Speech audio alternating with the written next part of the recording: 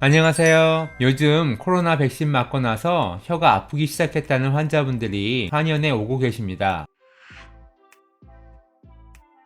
요즘 하루가 멀다 하고 코로나 백신을 맞고 나서 후유증이 생겼다는 사연들이 국민청원에 올라오고 있습니다. 그런데 정작 백신 후유증으로 인정되는 경우는 드물고 까마귀 날자 배 떨어진 것이다 하는 식의 우연으로 판정이 나는 경우가 더 많지요. 생명을 위협하는 무서운 증상이 아니더라도 이게 코로나 백신 때문인지 아니면 그냥 우연인지 알쏭달쏭한 증상들도 늘어나고 있습니다. 혀통증도 그중 하나인데요. 코로나 백신을 맞고 나서 혀가 아프기 시작했다는 분들이 한의원을 찾아오고 계십니다. 분명히 코로나 백신을 맞기 전까지는 혀가 안 아팠는데 백신 맞고 나서부터 혀가 아프기 시작했으니 환자분 입장에서는 백신을 의심할 수밖에 없는데요. 이게 그리 간단한 문제가 아닙니다. 혀통증은 어느 날 갑자기 생긴 것이 아니라 대부분 몇 년 이상 장기간의 원인이 누적되다가 어떠한 사건을 계기로 본격적인 통증이 시작되는데요. 가장 흔한 계기로는 임플란트나 보철 같은 치과 치료인 경우가 많았고요. 가벼운 스케일링을 받고 나서 혀통증이 시작되는 경우도 많습니다. 치과 치료에는 전혀 문제가 없는데도 그것을 계기로 혀가 아프기 시작하는 거지요. 스트레스나 불면 같은 정신적인 어려움이 있고 나서 혀가 아프기 시작했다는 경우도 많고요. 과로나 소음인의 경우 땀을 많이 흘리고 나서 혀통증이 시작되는 경우도 많습니다. 그럼 코로나 백신은 어떤 영향을 줄까요? 어떤 종류의 백신이든 우리 몸에 백신이 들어오면 면역 반응이 일어나게 되고 거기에 힘을 쏟다 보니 피로감이 커지는 경우가 많습니다. 앓는 분들도 많고요. 이것이 마치 치과 치료나 불면증, 다한증처럼 몸에 충격을 주어 혀통증이 시작되는 계기가 되는 것으로 보는 것이 지금으로서는 제일 합리적일 것 같고요. 코로나 백신을 안 맞았다 하더라도 나중에 충분히 혀통증이 시작될 가능성이 있었다고 봐야 합니다.